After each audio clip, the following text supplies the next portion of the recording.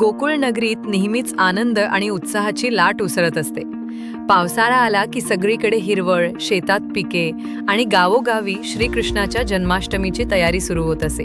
खूप वर्षापूर्वीची गोष्ट आहे. मथुरा गोकुळच्या बाजारी खास गडबड होती. गावातील गायी भरपूर दूध देत होत्या. त्यापासून गावकऱ्यांनी दही, लोणी, लस्सी तयार केली होती आणि एक मोठी हंडी छप्परावर टांगून ठेवण्यात आली होती, ज्यात सुगंधी, मऊ आणि गोड दही भरले होते. यावेळी गावकऱ्यांनी ठरवलं की या जन्माष्टमीला आपण दहीहंडीचा मोठा उत्सव करू. पण ही हंडी फोडायची तर श्रीकृष्ण आणि त्याच्या मित्रांना एकत्र यावं लागेल.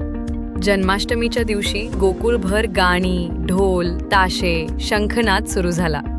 सगळीकडे फुलांची सजावट, रंगीबेरंगी झेंडूच्या माळा आणि पान फुलांनी सजवलेली हंडी आकाशात झुलत ठेवण्यात आली. श्रीकृष्ण आपल्या डोक्यावर मोरपिसाची पागोटं, हातात बासरी घेऊन मित्रांसोबत आला.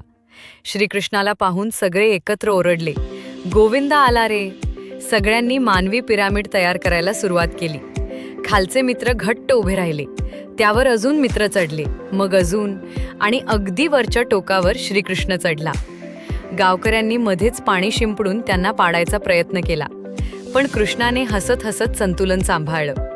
अखेर त्याने हंडीवर टांगलेल्या नारळाने ती दह्याची हंडी फोडली आणि दही आणि लोणी सगळ्यांच्या अंगावर सांडलं.